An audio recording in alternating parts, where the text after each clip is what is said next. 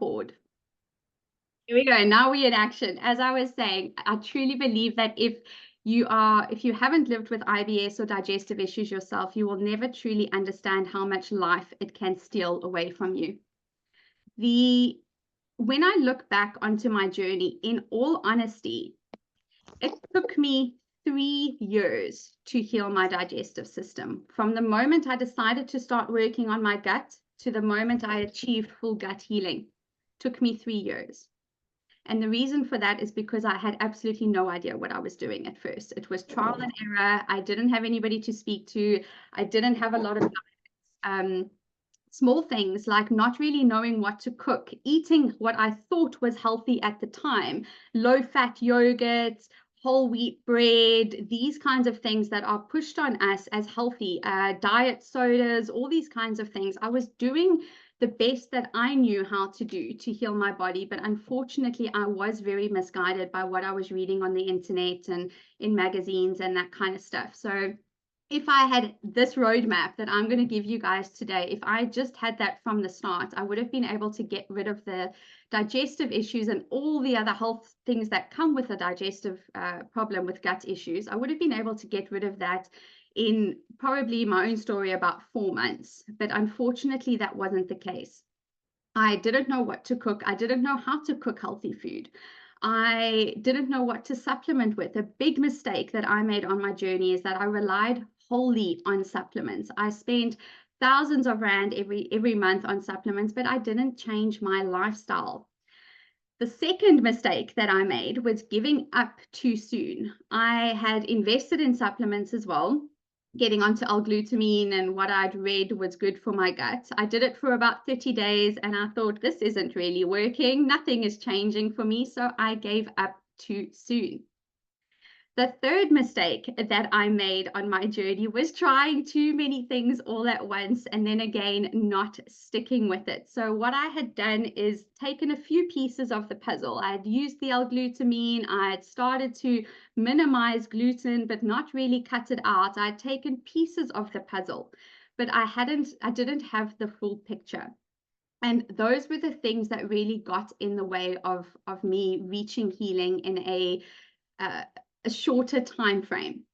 So today what I'm going to be covering with you guys is really just starting at the basics. Like, we're going to look at how you can get rid of IBS. I'm going to give you an exact roadmap for you to follow. But before we get into how to heal it, I really want you guys to understand, like, why do you have IBS? What is that? Because I can tell you now, it is not what your doctor has told you IBS is. So let's look at what is IBS and what is the gut microbiome. You need to understand how these things work within your body so that you can look after them. I'm also going to dive into what are the main factors that we are exposed to every day that is contributing to an unhealthy gut. When we know what's causing the problem, we can start to change it. We can start to shift things.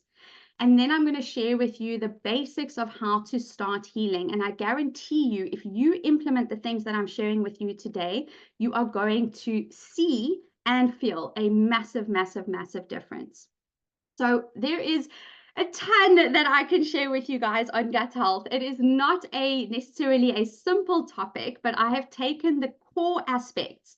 We only have 60 minutes together, so I've taken the core aspects and the things that are going to get you guys to see and feel results the fastest, and that's what we are really going to focus on today. So I want to check in the chat: IBS, acid reflux, products that help cholesterol, IBS, not giving up gluten and dairy. All right, so I'm checking just to see IBS and thyroid issues. This is very interesting, guys, because your gut and your IBS go hand in hand with thyroid. So I'll make sure I cover a little bit of that in the end. Let me just share my screen here. We do have some bonuses for you guys today, which is exciting. So I'm really happy that you are here with us live. I'm going to share. I'm not going to be able to see the chat, guys, so please just continue to put your questions in, and I will tackle that at the end. Let me see. Can you give me a thumbs up if you guys can see my screen? Yes, thumbs up. All right, we're good to go. Let me just do this. Yes. Perfect. All right. So welcome to the Banish Bloating Masterclass, number 1 of our 2024 series. So let's start off. As I said, what is the gut microbiome? We know that IBS, your irritable bowel syndrome, or any other digestive issues that you may be experiencing, has come down to a problem, an imbalance in your gut microbiome. Let me actually ask you this. Put in the chat for me, just say me, if this relates to you. I remember when I was dealing with IBS and I went to my doctor, they had told me that it was stress related. Your IBS is stress related. The other thing that I was told by my doctor is that IBS is a lifelong condition. It is something I'm just going to have to learn to live with. I need to adjust my diet. Some doctors told me to do what we call a low FODMAP diet, which is incredibly restrictive. So I was told I need to just learn how to manage this and I need to minimize my stress. Both things are not realistic. Both things are not true. Yes, your stress can trigger a flare, but it is not the reason for you developing IBS or digestive issues. When we talk about IBS, your irritable bowel syndrome, it is not a disease. A syndrome, this IBS, is a collection of symptoms. So you may have been diagnosed with IBS when your doctor has no idea what's going on with you. You might say to them, you have food sensitivities, you have bloating, you have gas, you've got a bit of pain within your stomach, you've got some acid reflux. That could be an indicator of 101 different things going on in the body when we tackle it from a functional medicine perspective. But your conventional doctor, they don't know how to classify that. So that collection of symptoms, anybody who presents with those symptoms gets put into the category of IBS. But IBS is just a collection of symptoms. It's not a diagnosis. It's not a condition like rheumatoid arthritis or Hashimoto's or whatever the case is. So I just want to clarify that with you guys. It's not a disease that we have to get rid of. We have to figure out what is causing your symptoms and fix that. It's root cause medicine. Everything we do here at Vitamin G is based on functional medicine, which is attacking the root cause and fixing that.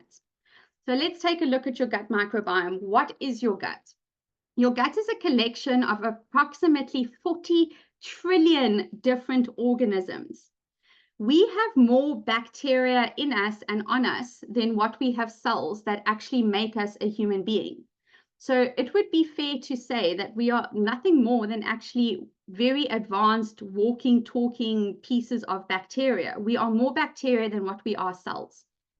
So we've got 40 trillion different organisms that live in our gut. This includes bacteria, viruses, fungi, parasites, all these kinds of things. They live very happily inside our gut microbiome. We also have a skin, mouth, and lung microbiome.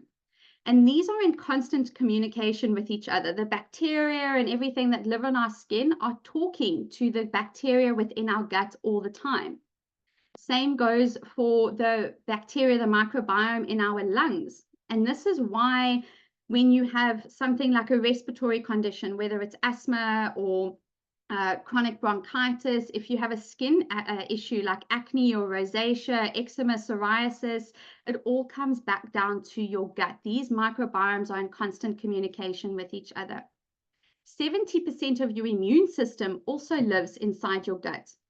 Your gut is essential for the development, for your immunity, as well as your nutritional intake.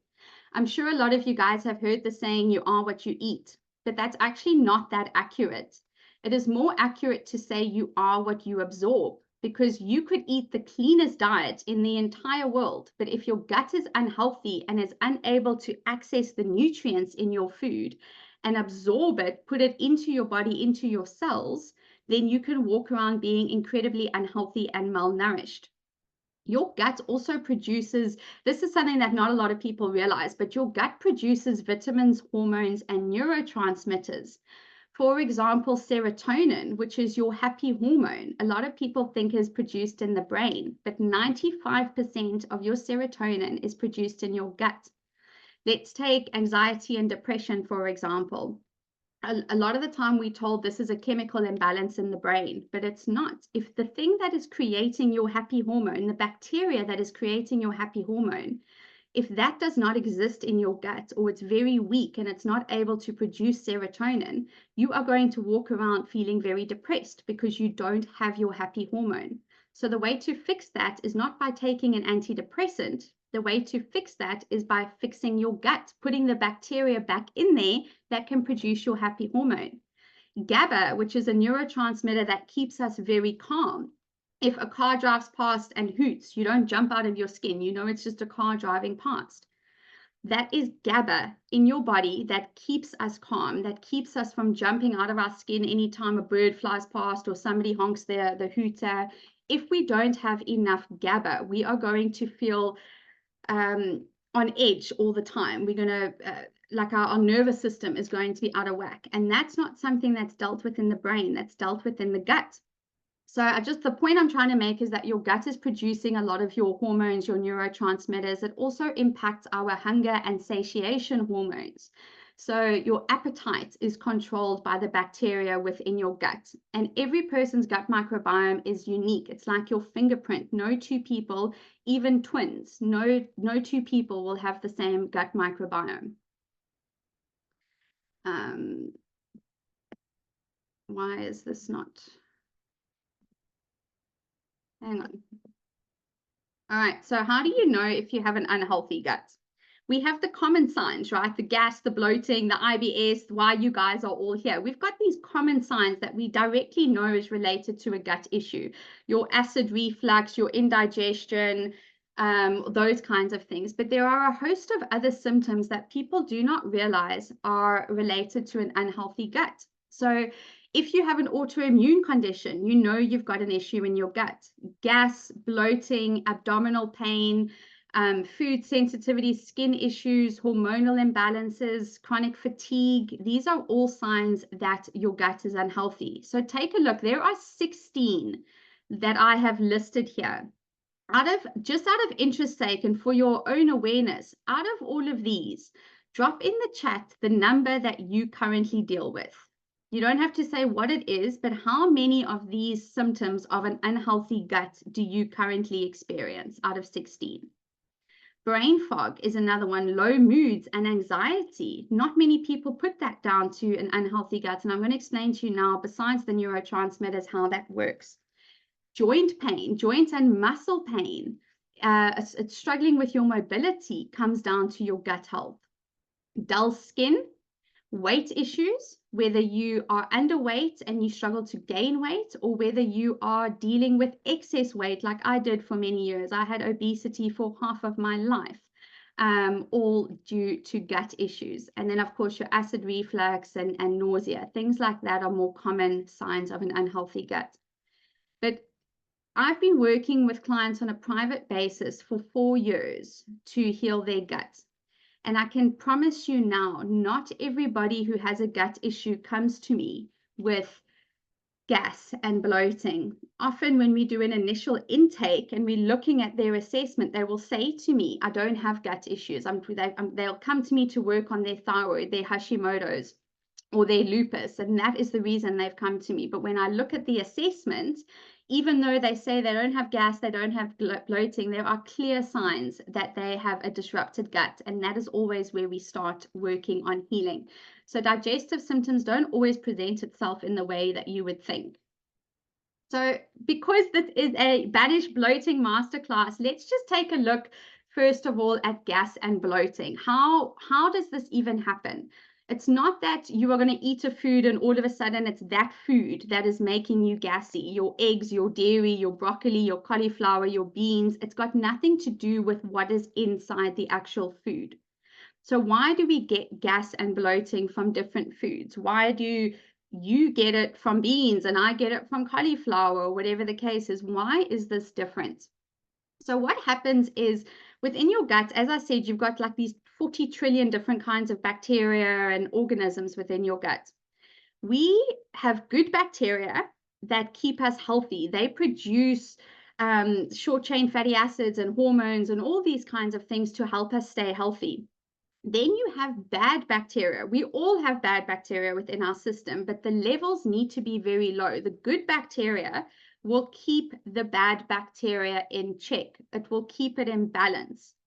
The problem comes in where the good bacteria starts to get weak and die off, and the bad bacteria grows and takes over your gut.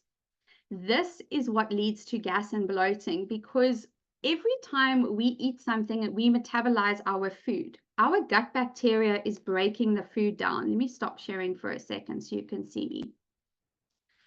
Our gut bacteria breaks the food down.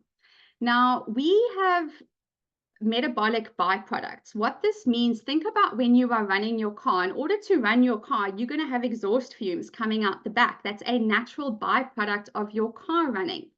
And it's the same thing when we are metabolizing food. We have natural waste byproducts that need to come out, that need to be eliminated. Now, this bad bacteria, when it metabolizes our food, one of the waste products that produce is a gas. And it is that gas that makes us bloated, that gives us gas, that makes us gassy all day when we eat the wrong kinds of food. Now, how you know that, or one of the ways that you can tell that you've got an excess of this bad bacteria is there's some common foods. Think of like eggs. Some people eat eggs or they avoid eggs because they have foul smelling gas. The same thing with dairy. That doesn't mean you're necessarily intolerant to eggs or to dairy. That means that is a clear sign that you have a specific bacteria that is feeding off those eggs, that's feeding off that dairy and producing this gas. The good thing is that you don't have to avoid these foods forever, but if we can stop eating those foods temporarily so that bacteria dies off, it starves, we starve the bacteria. All of a sudden, you'll be able to eat the eggs, you'll be able to eat the dairy without having a reaction. So that is one way that bloating, gas and bloating is caused within your body. It is this dysbiosis, what we call dysbiosis, this imbalance in your gut bacteria. The thing is, your good bacteria that you have, it feeds, its favorite food is fiber. Fiber is what we get in fruits and vegetables. So the more fiber you are eating, the healthier this gut bacteria becomes. On average, we should be eating anywhere from 25 to 35 grams of fiber a day. The reality is that most people eat about 12 to 15 grams. And then we wonder why we all have gut issues. We're not feeding the good guys what they need. They want this fiber. On the other hand, the bad bacteria, their favorite food is sugar. And this bacteria is going to scream at you to feed it. It's going to say, feed me, feed me, feed me all day. And all of a sudden, we're experiencing insane sugar cravings. And carbs, we want carbs. Carbs are just sugar. It's not because you don't have willpower and that's why you always find your hand in the cookie jar. It's because your gut bacteria is screaming and creating real cravings for you. The good news is when we can actually kill off that bad bacteria and increase the good bacteria, you're going to have those same cravings, or you're going to have cravings because the bacteria is screaming at you, feed me, feed me, feed me. But the cravings are for fiber. You are going to crave spinach. You are going to crave broccoli. I promise you, it might sound insane, but you really will, because your gut bacteria is screaming at you for it. So let's head back to the presentation. So that is how bloating occurs and gas occurs within the body. Another way that this comes up and causes your IBS symptoms is undigested food.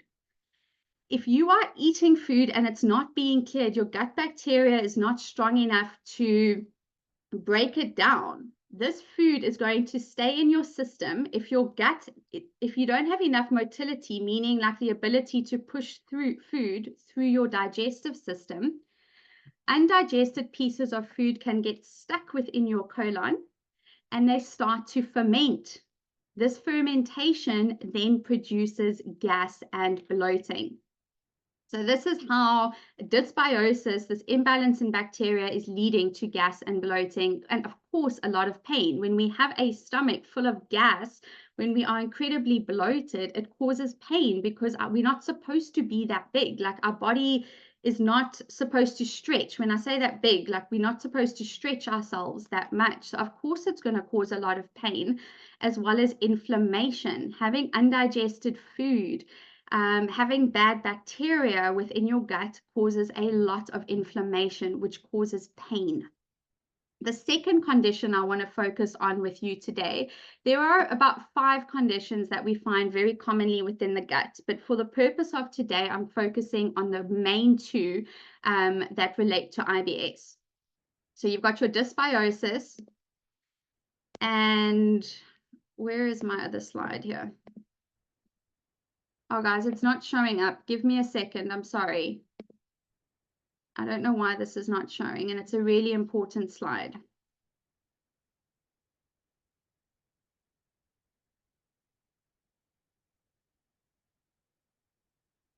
How do I zoom in here?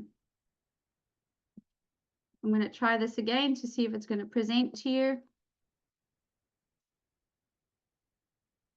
No, for some reason, it doesn't want to show in the presentation. So what I'm going to do is I'm just going to show it this way. You can always make a plan. Drop in the chat, say if you have ever heard of a condition called leaky gut. Pop it in the chat. Say leaky gut or leaky in the chat if you know what I'm talking about.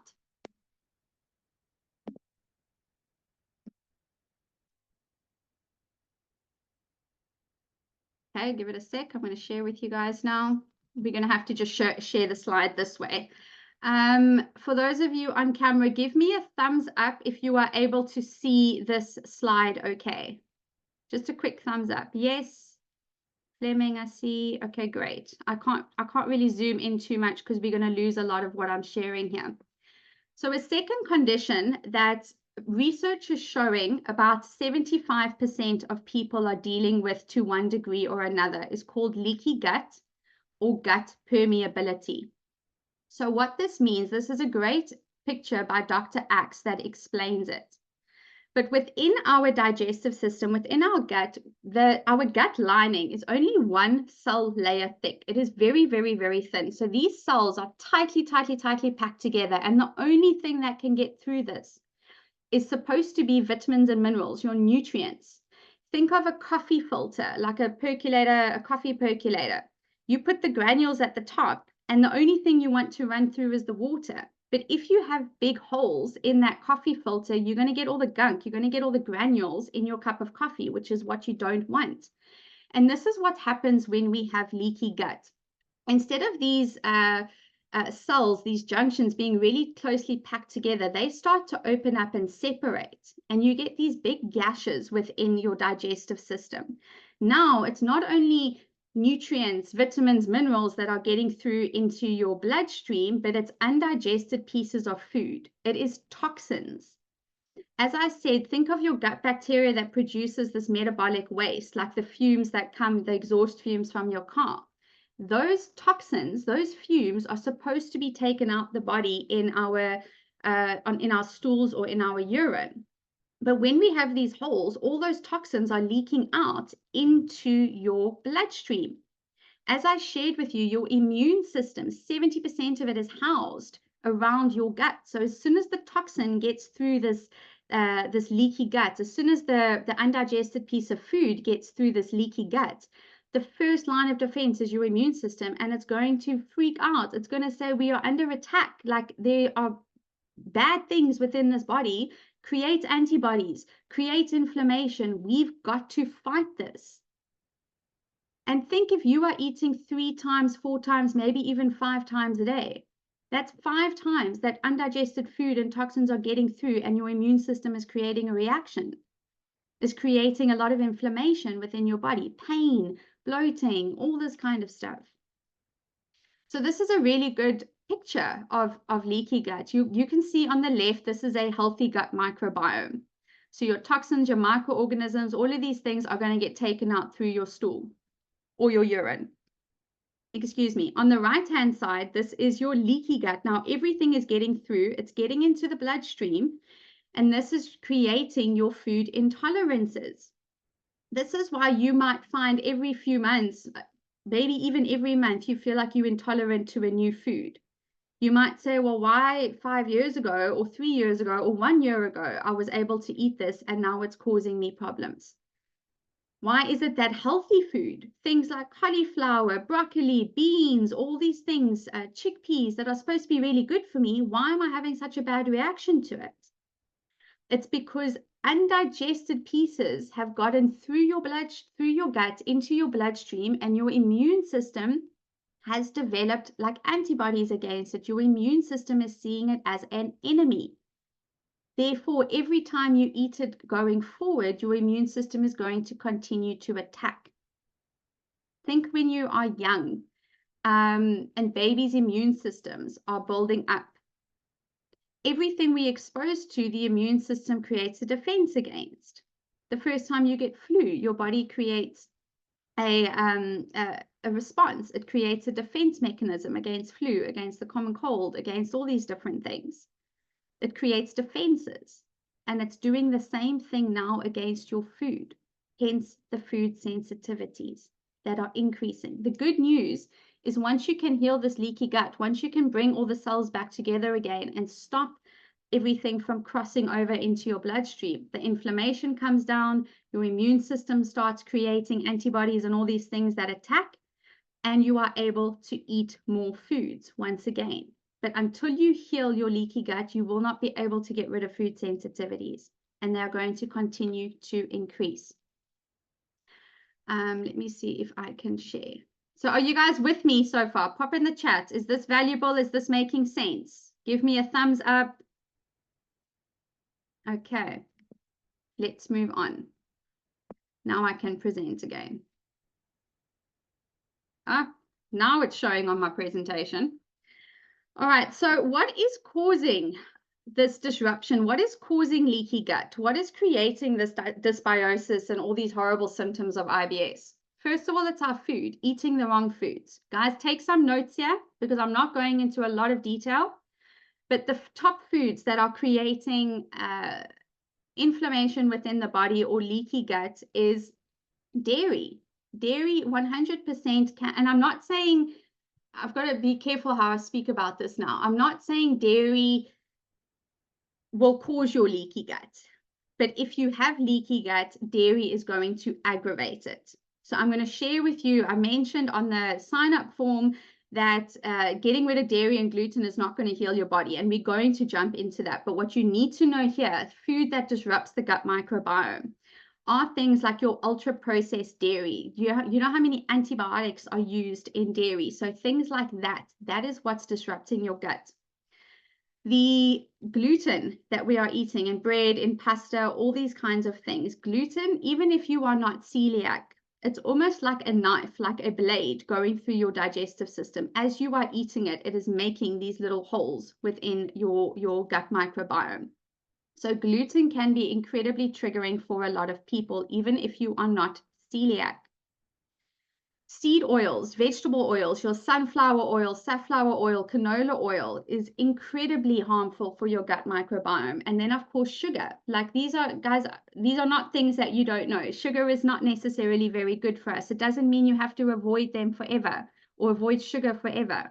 But sugar does disrupt our gut microbiome. It feeds the good guys and it starves off the bad guys. So the kinds of food you are eating can destroy your gut microbiome. And again, just not even eating enough fiber. If you are only having 12 to 15 grams a day, you are not feeding your bacteria enough. They are going to get very weak, they are going to starve off, and they are going to die. Eating too frequently is another one. I know for many years, a common sort of thing that we are taught is to have 5 to 6 small meals a day for your metabolism. This is very outdated health advice, and it's not something that we recommend at all. When you eat too frequently, your gut does not have a chance to clean itself out. We have what we call a migrating motor complex. It's basically like a broom that comes through and sweeps out undigested food, bad bacteria. It sweeps everything out to clean out your digestive system. This whole process takes 90 minutes from start to finish to clean your system out. The problem is that this migrating motor complex, it will not clean when we are digesting food. So for example, let's say you have your breakfast and that takes about two hours to digest, 2 to 3 hours to digest, depending on what you are eating.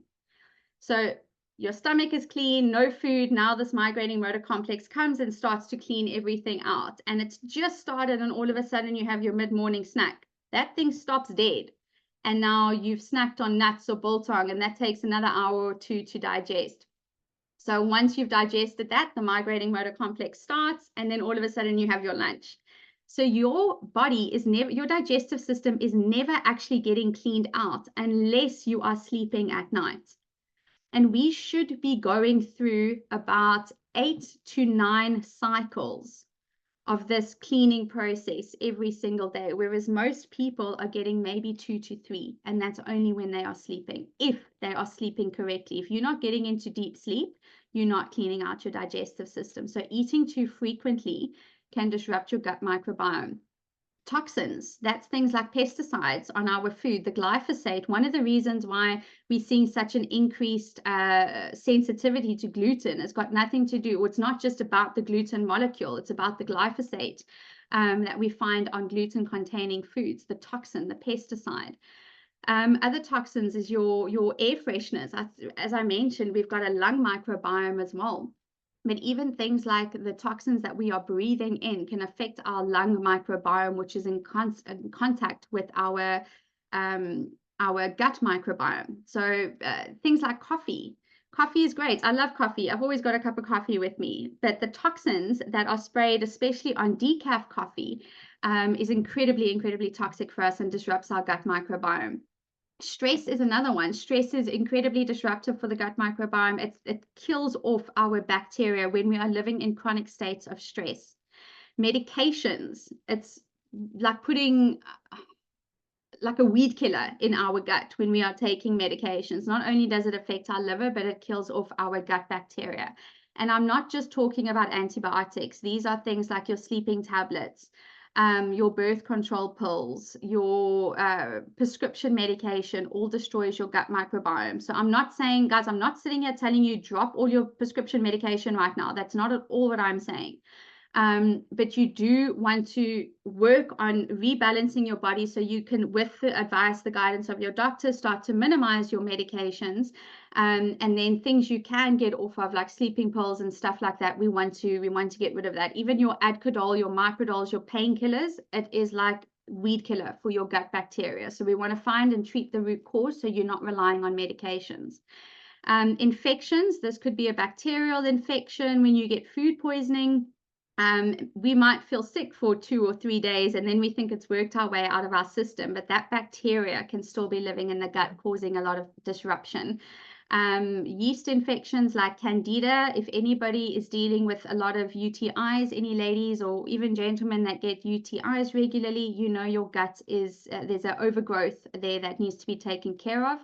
And then bad quality sleep, not getting enough sleep and not getting enough quality sleep. You might be sleeping for 8 hours a night, but waking up every few hours.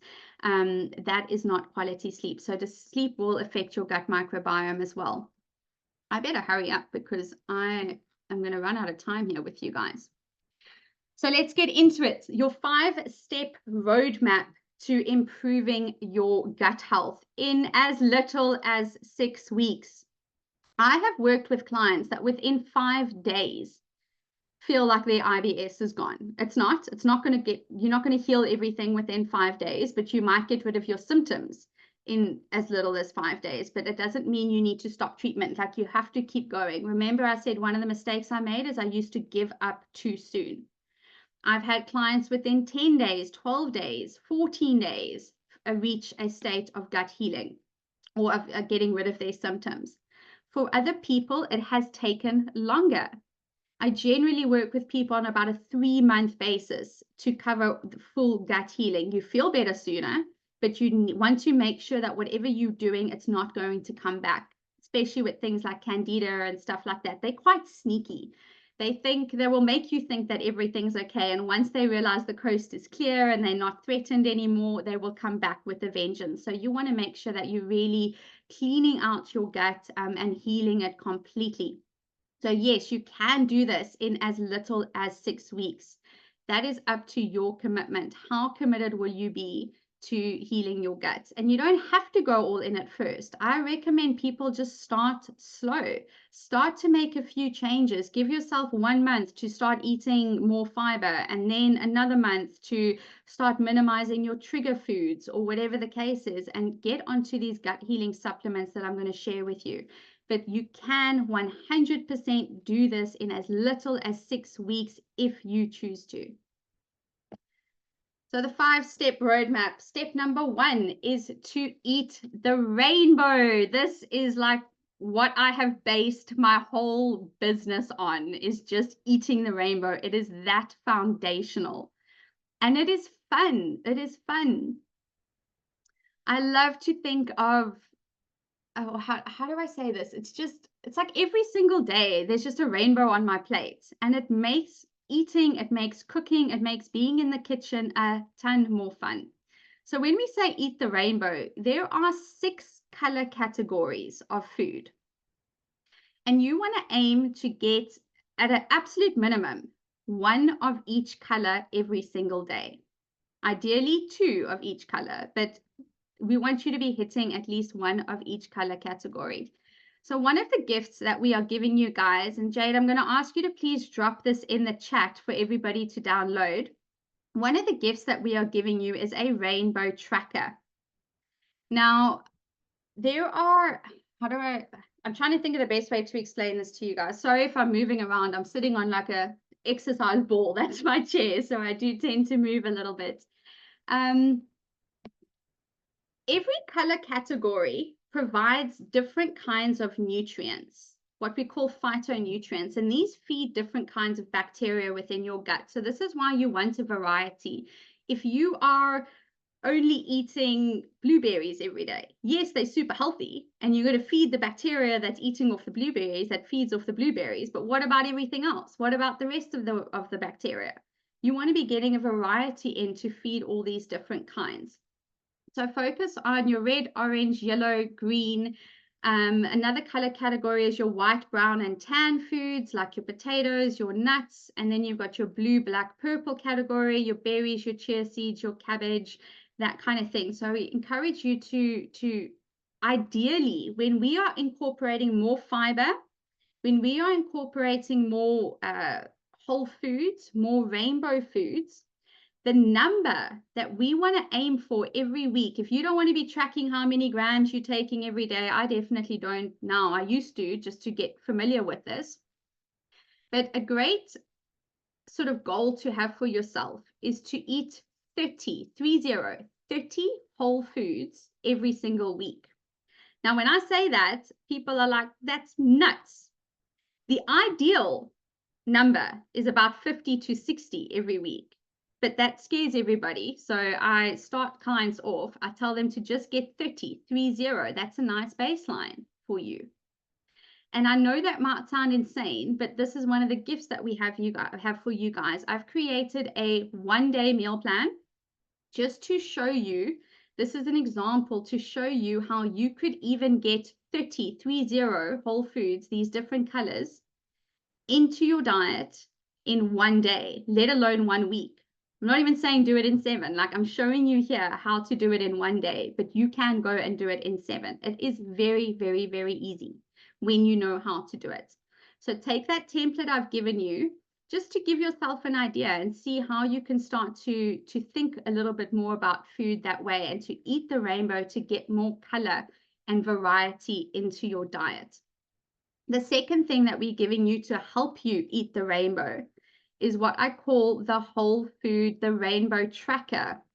And I don't think I have it on my presentation. I can't pull it up for you guys, but there is Jade is popping a link for you guys. You can download this whole food tracker and use this for a week or 2. You don't have to use it for the rest of your life, but use this for a week or 2 so you can see It's creating awareness. How many different kinds of colors and whole foods am I getting in? I print this tracker out and I actually stick it onto the cupboard in my kitchen that has my plates and my glasses, my cups, my bowls, everything in. Because anytime I'm going to eat something, I'm going to need a plate or a bowl. So when I go to the cupboard to open it up to get my bowl, that tracker is right there and I can easily put down exactly what I'm eating. When we look at eating the rainbow, guys, it's not about quantity. Quantity, yes, it's not about how much of the food you are eating. You don't have to have a cup of blueberries and a cup of strawberries and a cup of raspberries. It's about variety. So have 3 blueberries, have 3 raspberries, have 3 blackberries instead of a cup. You just want variety. When you are making a salad or making your stir fry or whatever it is, instead of only using red pepper, your bell peppers, use a little bit of a red pepper, a little bit of a green pepper, a little bit of a orange pepper. There is your variety. And that would count, even though they are all peppers, that would count as 3 different whole foods and 3 different color categories. You're not going anywhere, like you're not doing anything out of your comfort zone. You're just thinking about food in terms of how can I get more color on my plate. You can do this with anything. If you always buy yellow onions, buy a red onion instead, or mix them up. That week, you're now getting 2 different kinds of onions, 2 different whole foods instead of just one. So it can be really simple, guys. We try and make this as simple as possible for you. So I've given you those resources. The tracker does explain how to use it. The Rainbow Tracker, when you download it, it explains how to use it. Please go ahead and use it. It will make a difference for you. So number 2, the first thing we're going to do to heal your IBS is eat the rainbow. Focus on getting more fiber in so we can feed your good bacteria. The second thing is to eat fermented foods and incorporate more broth into your daily, weekly routine. So fermented foods are foods like sauerkraut, kimchi, kombucha, miso, and your coconut kefir. You want to try avoid your dairy kefir when you're healing IBS and focus on coconut or water kefir is okay. It's not as high in probiotics, but you can use it. And the reason we bring fermented foods in is because fermented foods have all this good bacteria I'm talking about that we need more of. If you have lived for the last 20 years eating 12 to 15 grams of fiber a day, and you have this dysbiosis, too few good bacteria, too much bad bacteria, what we are doing with the fermented foods is we are putting the good bacteria in. And you don't need a lot of this. You can have 1 tablespoon daily or 1 tablespoon every second day if you're getting started. But aim to get about 1 tablespoon a day. So what this looks like to make it easy, when I make like scrambled eggs for breakfast, I have scrambled eggs, I'll have like a quarter of an avocado, and I'll just put a spoon of sauerkraut on my plate. For dinner as well, when you're having your steak or your chicken or whatever, throw a spoon of sauerkraut onto your plate with your vegetables. Eat it like that as a snack if you really like it. It doesn't matter, but get your sauerkraut or your fermented foods in. If you are somebody who doesn't like sauerkraut that much, you want to eat the refrigerated one, not the warm sauerkraut. When I'm talking about these probiotic foods, you want the raw one. A lot of stores and brands actually make a tropical sauerkraut, which has added carrots, pineapple, and apple in there, which is really nice. It makes it a bit sweeter. And if you don't like sauerkraut, try your kimchi. It's nice and spicy. If you notice that if your IBS is triggered by spicy foods, then please avoid the kimchi and rather focus on sauerkraut or kombucha. The second thing that you want to bring in to heal your gut, and this is something you need to be consistent with, guys, is bone broth. So having at least 1 cup of bone broth a day. If you want to go gung-ho and all in and overachiever, please, by all means, go and up it to 2. But at least 1 cup of bone broth a day is going to be incredibly nourishing for your gut microbiome.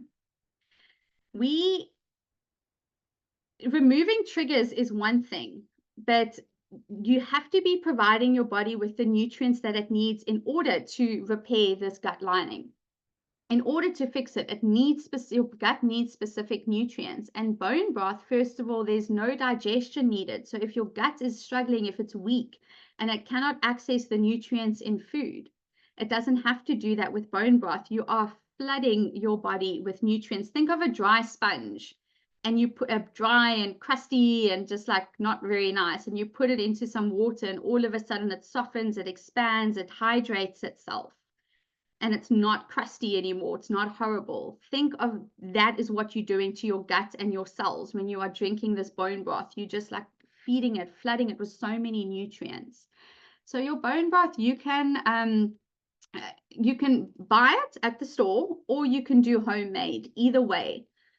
Personally, what I have noticed, this is not for all my clients, but some people don't like bone broth. They don't like the taste of it. Others are fine with it. My personal experience has been that I have struggled with store-bought bone broth.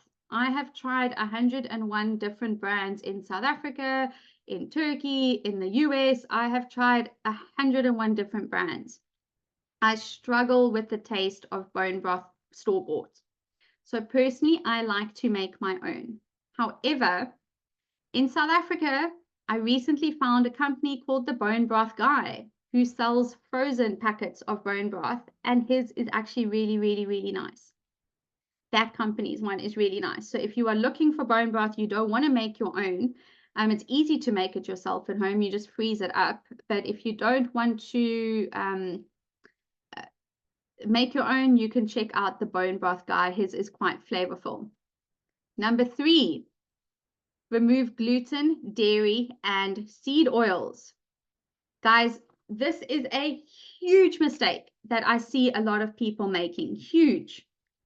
They think that just because they've removed gluten and they've removed dairy, that their IBS should have gone away.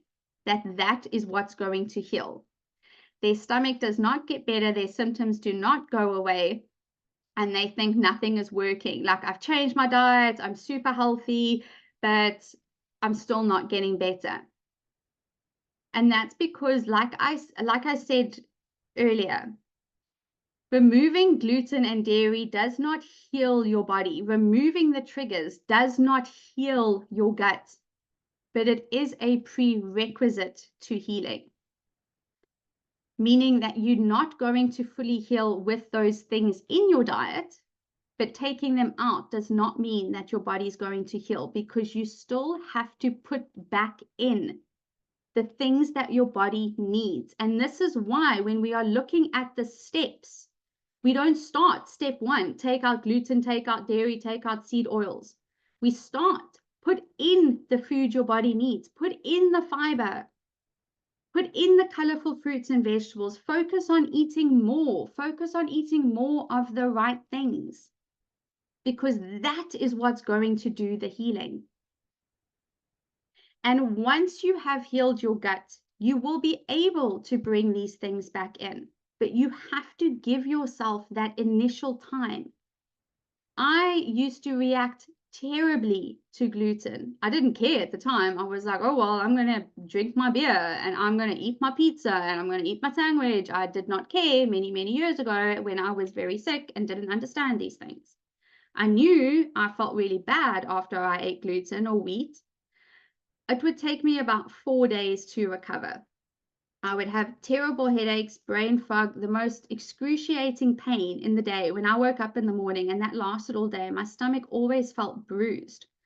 And only by about Thursday would I start feeling better. And then what do you know? Friday comes around and we're having Friday afternoon beers after work, and the cycle just starts all over again. That was my life for a long time, before obviously getting into the work that I'm doing now, and learning about functional medicine and gut health.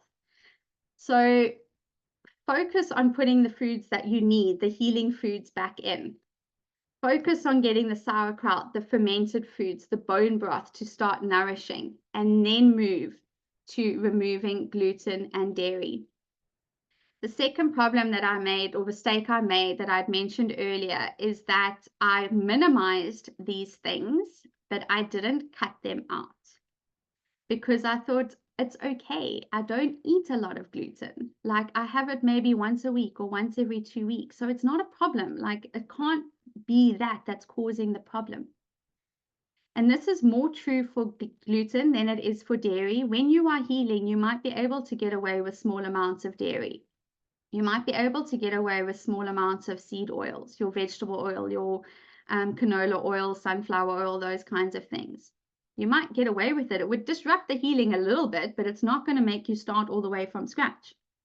The problem with gluten is that there is no such thing as a low gluten diet. If anybody is familiar with Dr. Mark Hyman, he's one of my mentors. He talks about this often. There is no such thing as a low gluten diet. You can have a low carb, you can have a low fat, you can have all these kinds of things. But there's no such thing as a low gluten diet. You either have gluten in your diet or you don't. You can't like be kind of pregnant. You're either pregnant or you're not. There's no in between. The same thing with gluten. You either have it in your diet or you don't. And why I say this is because, as I mentioned earlier, when we have these little gashes in our two reasons for gluten, but when we have these little gashes in our digestive system and you've got toxins and everything escaping through in your immune system, these gluten molecules are getting through in your immune systems like, we're under attack, this is an invader. It's created antibodies against it, which is basically like little bullets that go through your bloodstream to find and attack this gluten. Now, when you stop eating gluten, the immune system says, okay, guys, I think we're safe. Let's start reducing these antibodies. And little by little, the antibodies come down, the inflammation comes down. Then all of a sudden, 2 weeks later, you're like, I've been really good. I'm just going to have this one little rusk with my morning coffee. And all of a sudden, the immune system is like, guys, I was wrong. Like, we're still under attack. Like, you can't stop producing antibodies. Go, go, go. And all of a sudden, your antibodies will shoot up again. Your inflammation will shoot up again. So the only way to not have that reaction to gluten is to cut it out completely for a minimum of 28 days. Because it takes about 28 days if you are somebody who doesn't have an autoimmune disease. If you are just dealing with IBS, it will take 28 days for the body to stop creating those antibodies. If you have an autoimmune disease like Hashimoto's, I know somebody in the chat asked about thyroid conditions. Now, we're not going to go deep into thyroid health because it's an IBS workshop, but there is a very big link between your gluten, your IBS, and your thyroid health, because the actual molecule, the protein molecule of gluten, is almost identical to your thyroid tissue. So when you're eating gluten, it's got into your immune system, it's got into your bloodstream, your immune system's like, okay, we're under attack, this is really bad. It's created antibodies to fight, bullets to fight this gluten. So these bullets travel through your bloodstream looking for gluten. All of a sudden they see your thyroid and they think that that's the gluten.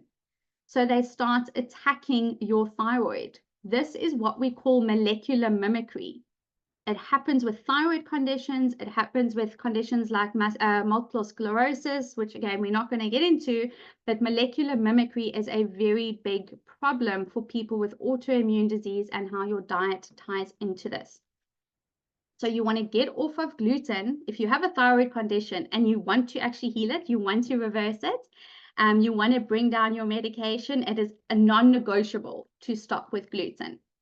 But with IBS, if you remove it temporarily for these 21 days and you heal the gut lining, so after 21 days, you're going to stop producing the antibodies. You might want to avoid it for a little bit longer, about 3 months, until your gut lining is completely healed, which we'll get into shortly. And then you can look at bringing it back. Right now, I can eat gluten. I don't eat it a lot. And it definitely doesn't do me any favors. I know it's not good for me, but I can have that slice of pizza on a Friday night, or I can have that homemade rusk on occasion, or whatever it is, and not feel sick, not feel bloated, not have my entire face break out like I used to. I used to have cystic acne that was caused by my gut issues, and my skin is clear now.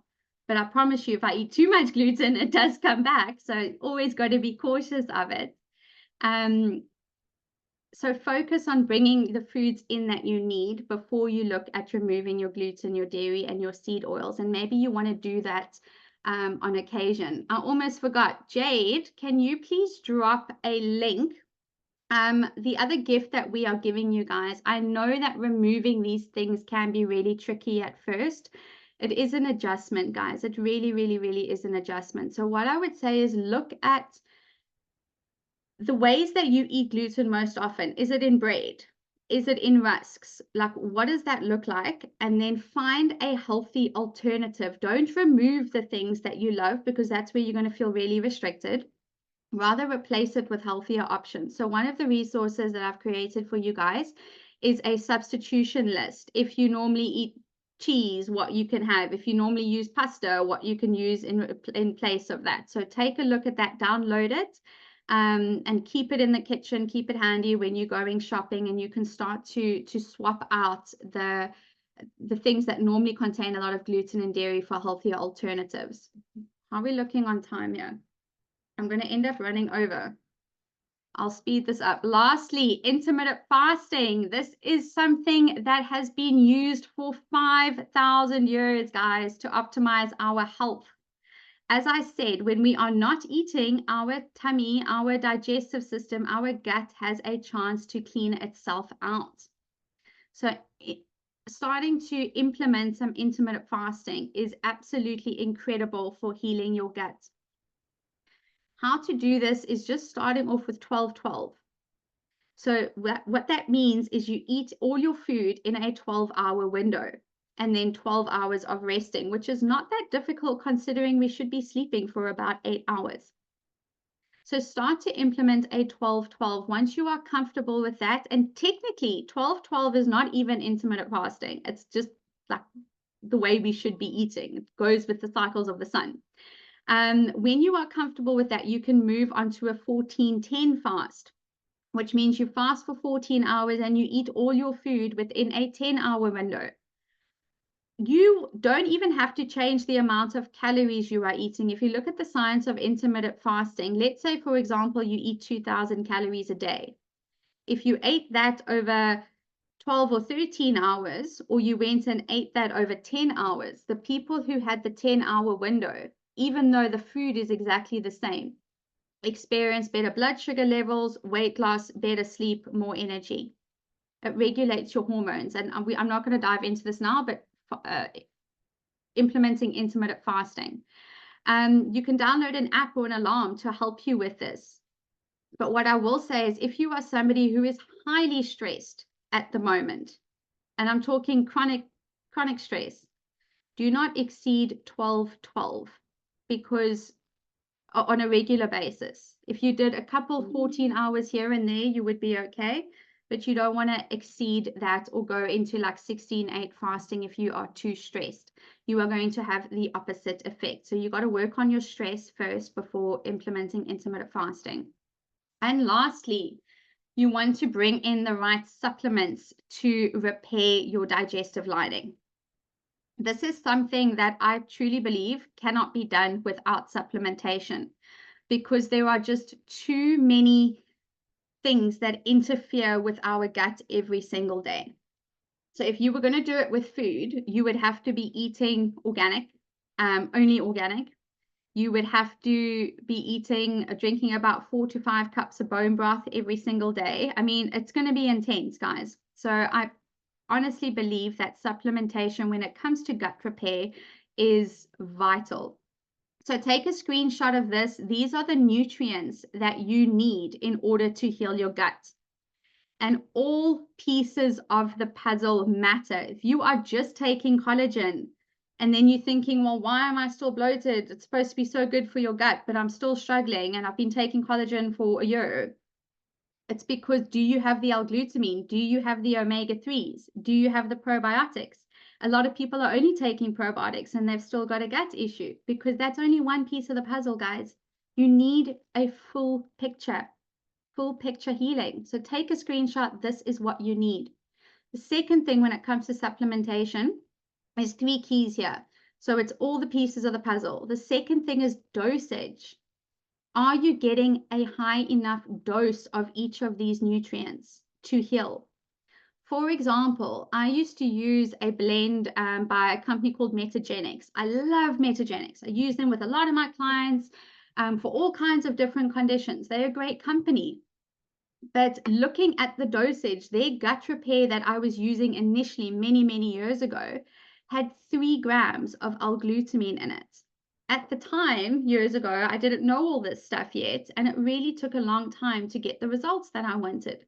Because if you want to heal your gut, you need at least 6 to 10 grams of L-glutamine. 3 is not going to do anything. So you want to look at the dosage of these different nutrients, like collagen. There's a lot of supplements out there with about 3 grams of collagen in. It's going to do nothing for you. You need 10 to 15 grams a day, 15 being on the upper end, but you need 10 to 15 grams a day for gut healing. So you want to look at your full picture, you want to look at the dose, and lastly, consistency, guys. As I shared earlier, I gave up way too fast. I took a supplement for 30 days and I'm like, well, I'm not feeling, that different.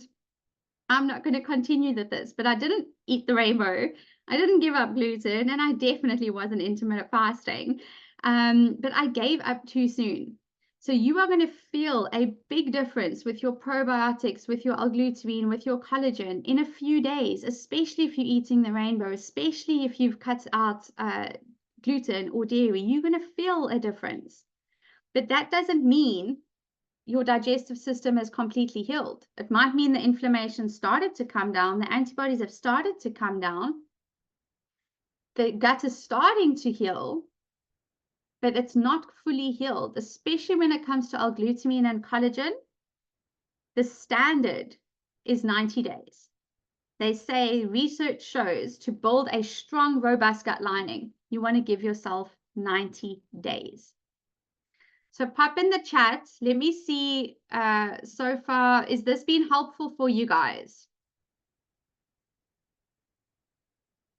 Let's see. I would love, we're going to move into questions shortly. Do you have a list of dosages for all? I don't have a list on here of all dosages, but like your vitamin D, it becomes a little bit tricky with some of them. Your omegas, the dosage depends on your weight. So I can't give you a dosage on that. Your zinc, you're looking at about 25 milligrams. Your probiotics, you want something in the billions. So some of your probiotics will say 10 million CFUs. You always want to look at the CFU number. Colony forming units. That means you're going to take a capsule and there's like 10 million colony forming units. As soon as they're in your gut and you're feeding them the fiber, they're going to grow and form healthy colonies. So anything, when you are looking at colony forming units, you want in the billions, not in the millions. You want 1 billion, 2 billion, 10 billion different units. Your vitamin A, you want at least 1,500 micrograms. So just take a note, guys. I don't have a list here. Your vitamin D is a tricky one because legally, you cannot take a supplement with more than 1,000 IU, international units. That is the legal limit. That was changed 2 years ago. We used to be able to get 10,000 units over the counter. And if you want to know why it's changed, it is just, well, let's not get into that. But, Big Pharma always plays a role in these things when they are effective. So vitamin D, your standard that you will get in a supplement is 1,000 IU. But that's where you can bring in like vitamin D drops. That normally one drop is about 1,000 units. So I just end up taking like 10 drops a day because I like to, until you are in your healthy phase of vitamin D, healthy level, I would supplement with, and this is not advice to you guys, like check your levels, with your doctor, whatever you want to do, but you would take about 10,000 units of vitamin D a day. Now you look at your multivitamin, they've got 400 and you wonder why like everybody's sick. So multivitamins, not good enough. You need about 10,000 units of vitamin D every day until you are in a healthy range. Then you can drop down to 5,000, 3 to 5,000 for maintenance. So that's your levels. Your vitamin C, you want to take about a dose of 500 milligrams, but you got to take that a few times through the day. You want about 2,000 milligrams a day, but your body can only absorb a certain amount at a time. So you want to stick with 500 to 1,000 milligrams at a time, and then take that throughout the day. If you're just taking 5,000 units of vitamin C at once, you're going to pee a lot of it out. So there is your 5-step process. What we do have for you guys on this masterclass today is this is our gut shield specifically. Before I jump into that offer, if many of you here may be familiar with gut shield, you may have tried it. Put in the chat, just say gut shield if you have already tried our blend. I'm just curious. I love to see what everybody here, what you guys are using and what you're not. But our gut shield, all those nutrients that I just mentioned to you, plus more, are in our gut shield. Your L-glutamine, your collagen, your probiotics. We've even put extra green tea extract in there to help with inflammation, and we've put essential amino acids, so the protein that you need in order to heal your gut. So the reason why we use protein and why we use collagen and why we use bone broth is because it's a protein to heal this gut lining. The problem with a lot of collagens is collagen on its own is not a complete protein. So it can't heal the gut, just the collagen. It's going to be good for skin and all these kinds of things. It's not going to heal your gut until you make it a complete protein with essential amino acids. So by adding the essential amino acids, we've actually made it a complete protein. That's equivalent to what you will be getting in like the sort of protein you would get in your bone broth, just at a much higher, more concentrated dose. And then on top of everything we've put in here, we have also put a multivitamin in. We never advertise our blends as multivitamins. However, most of them do have a baseline. Instead of filling our blends with like bulking agents and things like that, we've actually filled it with a full spectrum multivitamin for you. But the focus is on the gut healing active ingredients. So if you haven't tried that, highly recommend you get onto the Gut Shield. It's got everything that you need from a supplement perspective, and giving yourself about 90 days on this blend to help heal your IBS. We do have a special masterclass offer for you guys. So for anybody who does want to try the blends out, this is not just for the Gut Shield. This is for any of the products in our store. If you use the code IBS15, you will get a 15% discount at checkout. So Jade, if you don't mind, can you please pop the link for the website where people can order? If you guys, there isn't a time limit on this. So you don't have to like buy that today or whatever the case is. This is your code. It is our gift from us to you for attending today. And then lastly, what I decided to offer you guys is, if you take everything that I've just shared with you and you go and you implement it, 100% you're going to feel better. So I really, really, really encourage you guys to go and do that. Like, get started on it right now. But if you feel like you are not too confident still in what you are doing, or you would like some guidance, if you would like some help going through a gut protocol, I have a membership, a monthly membership called the Health Mastery Academy. And for the month of March, I'm actually walking all my members through a 4-week gut protocol. So for anybody here, if you want to jump into Health Mastery for the month of March, I encourage you to do that. I'm going to be walking you through every single day. You'll get access to me. This is not a course of like pre-recorded videos that you need to watch and teach yourself. I'm going to be walking you through every single day and being by your side with this gut protocol. So the special offer that we have for you guys today is for anybody who wants to jump into Health Mastery for March. We are offering you the opportunity to bring a friend for free. And the reason we're doing that is because it's always so much more fun when you do this with other people, number one. Number two is accountability.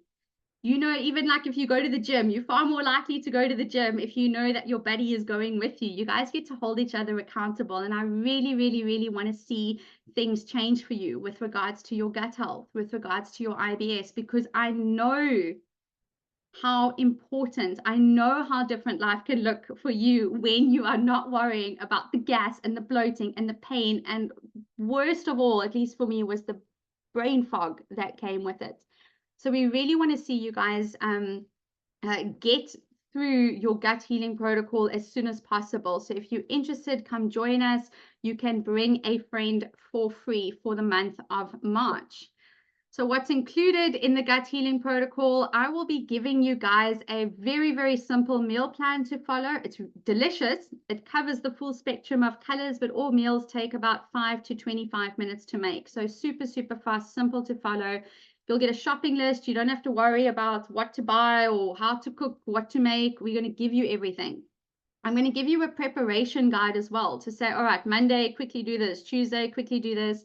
We're going to make this as easy and stress-free as possible because, as I mentioned earlier, stress is one of the triggers for IBS and gut issues. So we want to make this as stress-free for you as possible. We will also you'll be getting access to live group coaching. So I jump on live with members almost like this, except I'm not teaching you guys. This is for you to answer any questions you have. If you need direct support from me, we're going to do it on that call. Maybe, you know, Steph, I can't get through the food. There's too much food here. What do I do? Then, all right, let's drop this snack. Let's increase this bone broth, whatever it is. You know, we're going to give you some live support online through the group coaching. You'll also get access to my exclusive members only community for extra support and accountability. This is not a Facebook group. It is a private community where any questions, any support you need, you will get within that. And I can promise you now, guys, you have never experienced a community, a wellness community as supportive as this. You jump in to a room of strangers and within a week, they feel like family. It is such a beautiful experience. So you'll get access to that. And you will have access to me daily via WhatsApp for any questions or support that you need.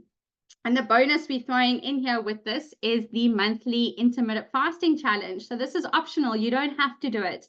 But if you would like to, you can join us for March. We're going to be doing the intermittent fasting challenge where I'm going to help you to implement this and to experiment with it. Just play around by doing a few 14-hour fasts, a few 12-hour fasts, and we're going to hold each other accountable.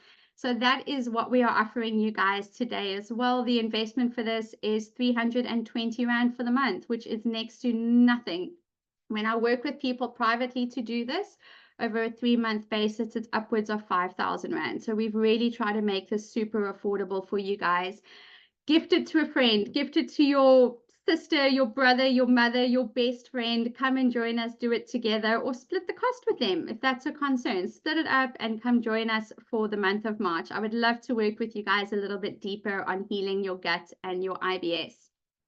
So let's embark on this healing journey together. Here's to a healthier, happier you. I went far over our time limit. Sorry about that, guys. I just love to share all these things with you. And as I said, if you are not somebody who has ever lived with IBS or digestive issues yourself, you will never, ever, ever realize how much life it actually steals away from you. So I'm super committed to seeing you guys get rid of this as fast as possible and as easy as possible. So I'm going to open up the floor to you guys. Please don't be shy. Please don't worry. If you're not on camera, that's okay. Unmute yourself or raise your hand if you've got any questions. And I'm quickly going to run through the chat and see what comes up here.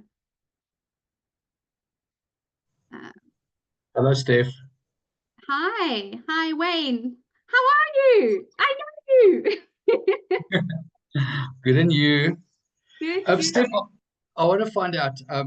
I've been stung by, well, I was bitten by a spider, and I've been on like my fourth, like prescription of antibiotics, Mm-hmm. and like I spoke to somebody that you know today, and said, "Yo, well, I'm taking probiotics, and I'm taking and I'm eating yogurt," Mm-hmm. and he said, you mustn't do that. It's bad. So is it Okay. bad? All right. Wayne, so to answer your question, when it comes to yogurt, going back to like removing your gluten and your dairy. So just initially, especially after your antibiotics, I wouldn't say yogurt is the best option because there's already a lot of inflammation within your gut currently due to the heavy antibiotic use. So any dairy that you're going to eat is going to aggravate that inflammation. If you do, and this is just in general going forward, if you do eat yogurt, it is best to stick with a plain Greek yogurt, because your flavored ones, yes, they might have a little bit of live cultures of probiotics in it, but the colorants and sugar and everything out in there is going to actually do a lot more harm than good. So if you do eat yogurt, you want to stick with the plain Greek yogurt. And Wayne, and for anybody who takes antibiotics, the rule of thumb is however long you were on an antibiotic for, you want to double your dose of probiotics for the same amount of time. So for example, Wayne, if you were on for 10 days on your antibiotics, you would take a probiotic during that time, but you just don't want to take it together. So if you're taking your antibiotics in the morning, you would want to take the probiotic in the afternoon. Otherwise, it's going to cancel it out. And if you were on it for 10 days and your probiotic is, the suggested dose is 1 capsule a day or 1 scoop a day, after you've completed your antibiotic course, you want to do another 10 days of double dose probiotics. Does that answer your question? It does. Thank you. And I can obviously then look, I like the chopped chip yogurt. I do. That's a given. But obviously the plain yogurt, but then we can add the berries and that to it, eh? Yes, definitely. I eat that for breakfast on occasion. I recently started to bring dairy back into my diet in the form of Greek yogurt, and a awesome breakfast that I love. Sometimes I'll even have it as a snack if I didn't have it for breakfast, is a couple scoops of Greek yogurt. And I'll take like a chocolate protein powder, a plant-based protein powder, and I'll mix that into it. And then I'll put like blueberries and blackberries and some nuts and seeds and stuff. It's a really filling breakfast, super nutritious. And it doesn't give you the same like blood sugar spike as what a big bowl of granola would do. And it's not going to irritate your gut the same way a big bowl of granola would do. So yeah, that's a good idea, Wayne. Okay, super. Thank you. You're welcome. I see there was another question about plain Greek yogurt, so I hope that that's answered your questions. Top foods creating inflammation and irritation within the gut microbiome. Yes.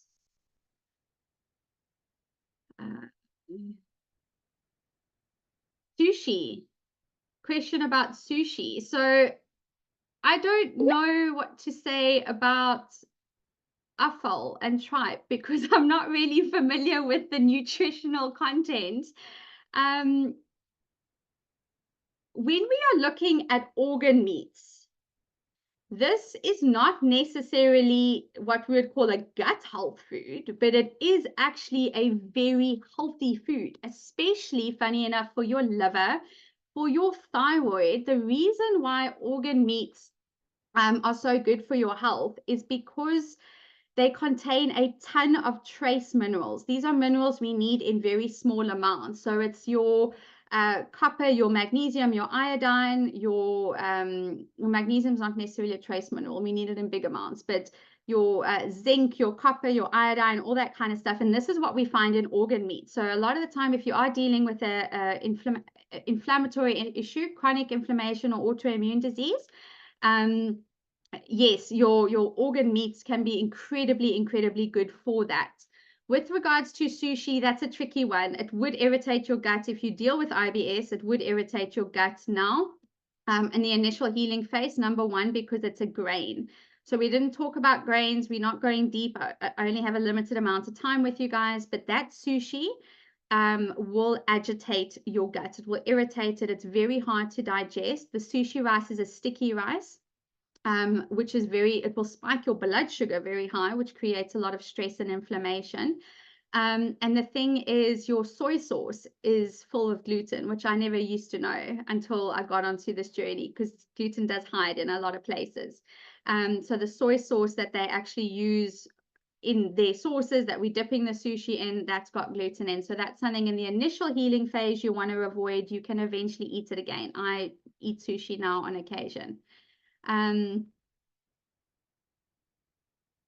What else? Let's see, any questions? Rainbow 30, oranges, tomatoes cause acid reflux and heartburn. Let's talk for a minute about heartburn and acid reflux. I know we've gone over, so if you guys need to jump off, I understand that. But oranges, tomatoes causing acid reflux. So let me just put this out there and blow a lot of your minds. Even if you disagree with me, I can understand that, because we've been taught so much nonsense for such a long time. This is not something that I read in a book. This is an actual fact when you work with functional medicine. Acid reflux is by no means too much acid in your stomach. Acid reflux is a clear sign of too little acid in your stomach.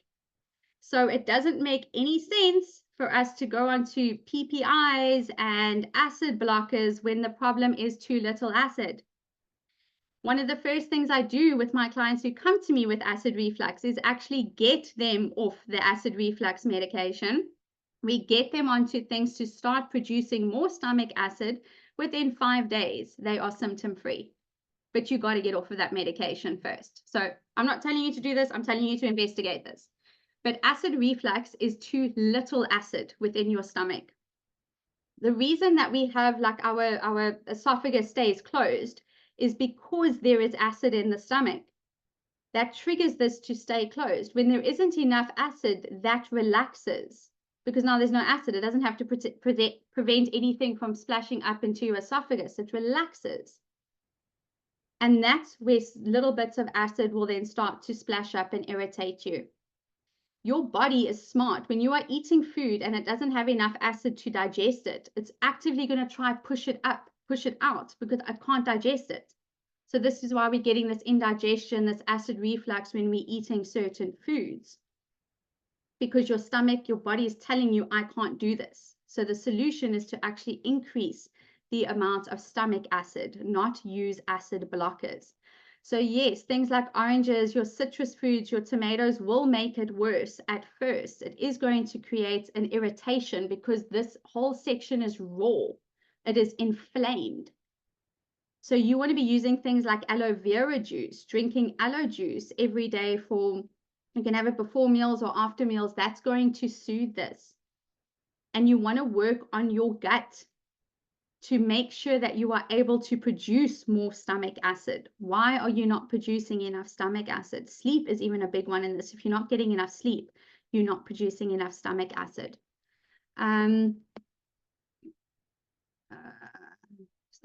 So all of our blends are designed to last at 25 servings. There's a question here about the servings of our blends. Each blend, each shield is 25 servings. Some people are super sensitive to fiber. Yes, that is true, Zahara. I hope I'm pronouncing it right. People are sensitive to fiber because, remember, the good bacteria are the ones that eat and digest the fiber. So if you don't have enough good bacteria, you are not going to be able to tolerate fiber very well.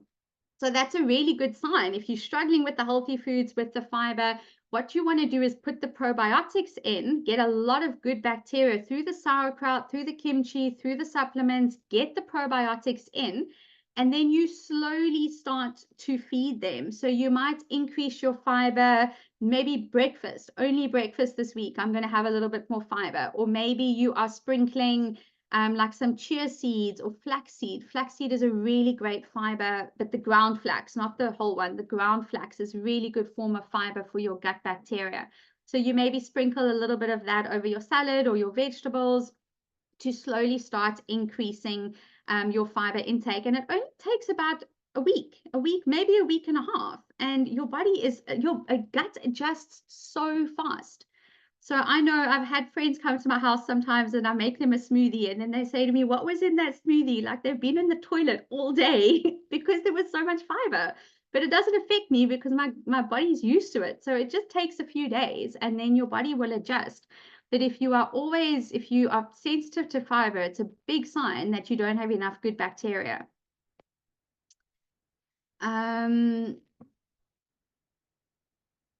Can these products be taken during the fasting window? That is a great question. No, they cannot. It's not the gut shield. So the detox shield and the inflammation shield can be taken during your fasting window. But the gut shield, the stress shield, and the thyroid shield cannot be taken because we have prebiotic fiber in there. We've got the probiotics feeding, like repopulating your gut.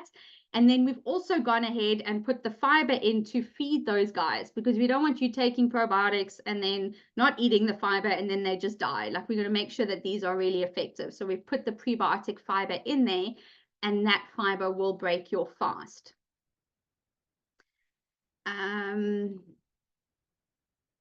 Let me see. There's such a long. I love the interaction in this chat, guys.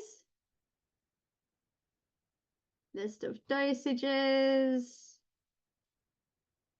Okay. So what I'm going to do, Jade, can I ask you just to pop while I'm going through the chat, just one more time, can you pop the link for the Health Mastery for the membership, please, as well as the link for our website with the code IBS15 to make sure you guys are set up and communicate. Need to digest and then revert back. Plenty to absorb there is, but I really hope that this was helpful for you. Yes, we'll send out the recording. There was a question about brands. Is this with regards to supplements? What brands are best? There's a few out there, and it depends on what the nutrient is. So if you are going to buy them separately, like your vitamin C or your magnesium, the brands differ. So within Health Mastery, I do have a long list of like brands that we trust, that we like. Your Metagenics, your obviously Vitamin G, your Viridian, they are all really good. What I can tell you very honestly is the brands I don't trust and don't like and don't recommend and rather take nothing than taking that is, I think it's called 𝙎𝙐𝘽𝙎𝘾, which is a brown bottle with like gold labels. I can't stand that brand. It's terrible. You're wasting your money. It's filled with nonsense. So don't even go there.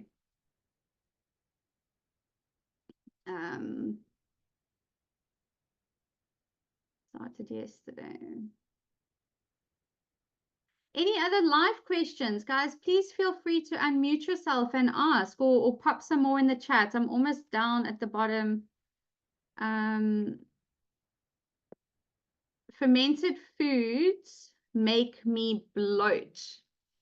So that is showing you've got an overgrowth of this bad bacteria. So Linda, if you are still on here, I can't see everybody who's on, but Linda, if fermented foods are making you bloat, you really do have excess bacteria. And then you are likely dealing with something that we call SIBO, if fermented foods are causing this.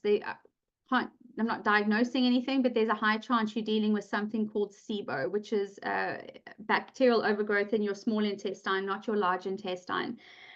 So what I would recommend there as focus is not so much in repopulating the gut with bacteria, but using herbals, antimicrobials to first start to kill off the bad bacteria. So that's things like wormwood, NAC. We actually have that on the Vitamin G website. Is fantastic. It's not an antimicrobial, like it's not going to kill all the bacteria, but what happens is a lot of the bacteria in your gut create a biofilm around it, and that's why the traditional medications and things won't work, because the antimicrobial can't get to the microbe because of this protective biofilm. It's like a cocoon. So when you are taking NAC, it actually breaks up that biofilm, and then it's got immune boosting properties in there as well to start attacking the bacteria. So you want to look at like NAC, wormwood, those kinds of things to kill off the overgrowth. And then you will notice you can start to tolerate probiotics again.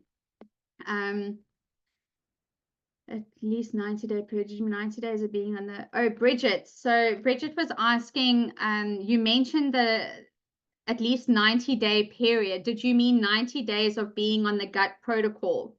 Bridget, I'm referring to 90 days of supplementation specifically. The length of how long you have to be on a protocol would depend on your severity. So if it's a bit of gas and bloating, your standard kind of IBS, you would only need to do the protocol for about 6, maybe even 8 weeks. It's up to you. If you are dealing with an autoimmune condition, like Hashimoto's, lupus, or things like ulcerative colitis, that kind of stuff, you would actually need to be on the protocol from anywhere from about 6 to 12 months. But the protocol changes. As you improve, as you rebalance, the protocol is not always going to be the same. So that doesn't mean being off dairy for a full 12 months. It's going to depend on you individually. How is your body responding? But initially, like, you just want to do the 4-week protocol. There's like 28 days of getting off the gluten, the dairy, lots of whole foods, lots of fiber, lots of fermented foods, the bone broth, doing that. I promise you, you are going to feel so good that you don't want to go back to the other things. And this is a great way to naturally pick up some food sensitivities as well, because you might do the 4-week protocol and then go eat like some legumes or some wheat and realize, oh, I'm having a really horrible reaction to this. I'm not used to feeling this good. So now when I'm having the wheat or the dairy or the legumes or whatever and feeling the reaction, I realize how sick I used to feel, and I don't want to go back there.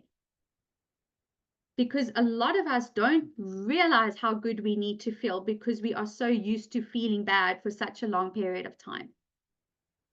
And once you get to that point where you experience what it's like to wake up with energy, to have a brain that can remember and concentrate and function, when you've got happy moods, like when you don't have that anxiety, when you actually start to experience what life is like, when you are like that, you're like, why did I waste so many years of my life living in like the health that I was in? I did it for a very, very long time. Very long time. But I know what it feels like to feel good now, and that's why I'm so connected to my body. I can pick things up really fast that have affected me, because I might not feel as bad as I used to, but I know what it feels like to be good, to feel good. So you pick up these things very fast and you don't want to go back there.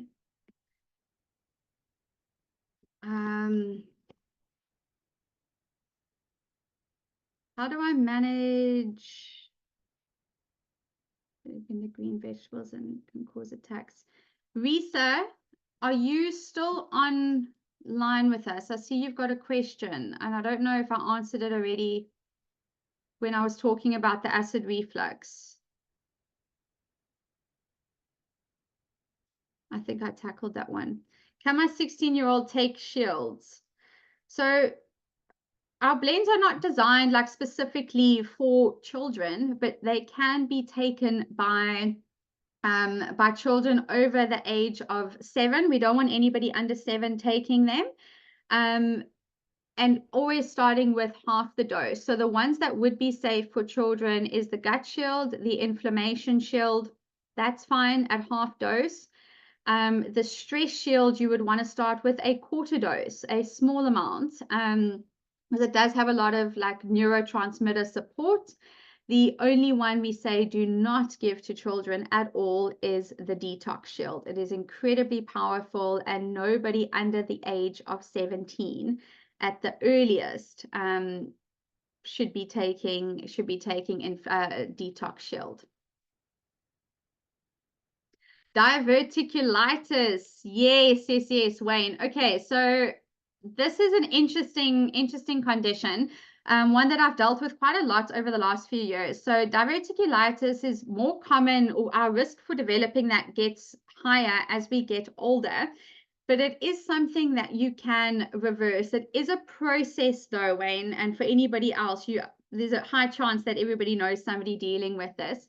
It is a process, and I do recommend that you work with somebody, a functional doctor or somebody who knows what they are doing. But what you have to do, because you get almost like these little pockets within your digestive system. A lot of people eliminate a ton of foods because they're worried that it's going to get stuck in these pockets, and that's not actually how it works. Like, our body pushes these things out. But what you want to do is get onto something like Gut Shield, so we can start to repair that gut lining. You want to use something for inflammation as well, because when you have diverticulitis, there is a much higher level of inflammation than with regular IBS. So you want to use something like Inflammation Shield, and make sure you're following an anti-inflammatory diet. We've got an anti-inflammatory recipe book on our website. There's like 50 meals in there. So you want to follow an anti-inflammatory diet.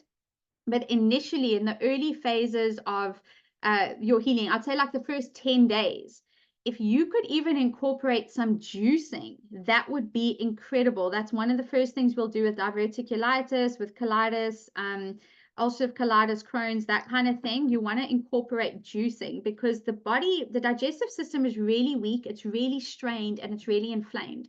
So it is struggling to pull the nutrients out of your food. So if you can do a bit of juicing, and it doesn't have to be a juicing fast, maybe that looks like ordering a pre-made juice. In South Africa, there's a company called One Juice. So you might order one juice and have 3 or 4 a day, and only have like a lunch and a dinner to eat. Or maybe you having a juice before every meal, whatever the case is, but you want to do some juicing. Maybe you do want to go all in and just juice for 3 days. You can do this yourself at home, or just use a company. But when you can flood your body with a ton of nutrients, that will kickstart the healing process. And the body heals fast, guys. The body heals incredibly fast. The cells within your digestive system, within your colon, replace themselves every 5 days. So when you think of it like that, like, how can I have all these gut issues when things are replacing themselves every 5 days? It's because of this imbalance in bacteria. It's because of the toxins. It's because of the gluten and the other food. Because as we get a new cell, it's torn apart again. New cell will torn apart. But if you stop all that stuff, and you juice, and you use Gut Shield and all these kinds of things, within 5 days, you start to develop this new lining. So your body can heal really, really, really fast.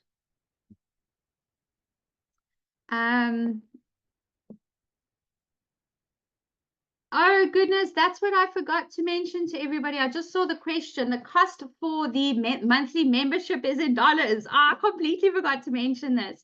Yes, guys. So the platform that the Health Mastery Academy, the platform that it is run on, is a US-based platform. So we are unable to change that into rands. So we have set the price point at $17. That sometimes even comes down depending on the exchange rate. It's generally around about 300 Rand, but it comes down sometimes to 280. But the average sort of price that that it's set at there is about 320. So yes, it's in USD. I completely forgot to mention that. You can use your standard card. Like, you don't have to have a USD account. You don't have to have anything. You're not going to get exchange rate fees like on your bank account. It will show in South African Rand. So that's not a concern at all. Thank you for bringing that up. I completely forgot to mention it. If there was a way we could change it into Rands, we would, but it's just the platform that we use. So that is all. Thanks for the explanation. You're welcome. Oh my goodness, that was such a headache for us to set up initially, and eventually we're like, okay, this is just what we have to do now, unfortunately. But it's worth it, guys. It is so, so, so worth it. If you've got any questions about the products or the membership, please reach out to me at any time. You can reach out to us on our Instagram, or you can email me directly. I will actually pop my email address in here.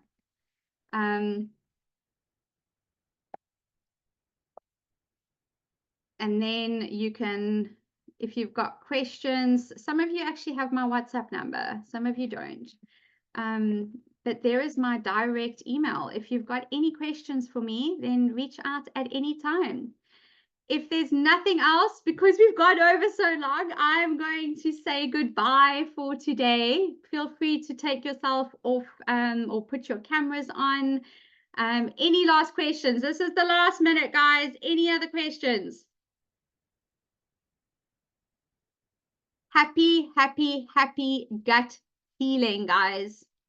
Take the information I've shared with you, put it to good use. I promise you, you give yourself 6 weeks, you're going to feel completely different.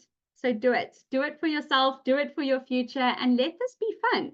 Let this be an adventure. It's been so good to do this with you guys. I hope that you found immense value in it. Make sure you've downloaded the resources in the chat, because this is for live attendees only. We're not sending this out over email. So make sure you have downloaded it. We will be sending the recording out. Have a wonderful, wonderful week, everybody. And I will see you guys next month. Thank you, thank you, thank you, thank you so much. You're welcome, Dudu. Thank you, thank you, thank you for that information. You're so It's welcome. helpful. Good. It's helping us a big time. Good. I'm happy to hear that. I'm so happy. I've started taking the gut shield. Mm-hmm. The first bottle is about to finish. To start another one, so I can feel the difference after taking it. That burning sensation, it stops. Fantastic. Thank you for that feedback. Thank you so much. I'm really happy Thank you, and supportive for you. I even put the inflammation shield. Is it the shield inflammation or inflammation shield? Yes. I also, yes, put it together and then I take it. Perfect. Wonderful. So you're using both of them? Yes, and I was scared to take it because I can see the ingredients. It shows that it's the orange pills. So I was scared, but after taking it, I feel better. Good. Good. I'm glad to hear that. I'm drinking mine now. You reminded me. I'm talking so much. So I'm really happy that it's been helping you, and you haven't you didn't react to it or anything like that. So be so grateful that we get to be a part of this journey with you and that we get to help you. Thank you so much. Good night. Good night, love. For anybody who's on here, I know everybody's jumping off. If there is a specific topic that you want us to cover for you in this monthly masterclass, please pop it in the chat. Let us know, and then we will make sure we cover this. We've got a few topics we know we want to cover, that we want to do for you guys. It's common questions we get. It's like stuff that I deal with every single week with clients. I know it's common. We're going to be covering that. But if there's anything specific, if you can't think of anything right now and randomly one day it comes to mind, send us an Instagram message, send us an email, because these classes are for you. We don't want to put them on and then there's absolutely no value. Like I know this, or I don't care about this. So let us know what you want to learn about, and we're going to do those workshops exactly what you've asked for. Let's see. All right. Good night, everybody. Take care. Have a wonderful, wonderful evening. Bye. Bye.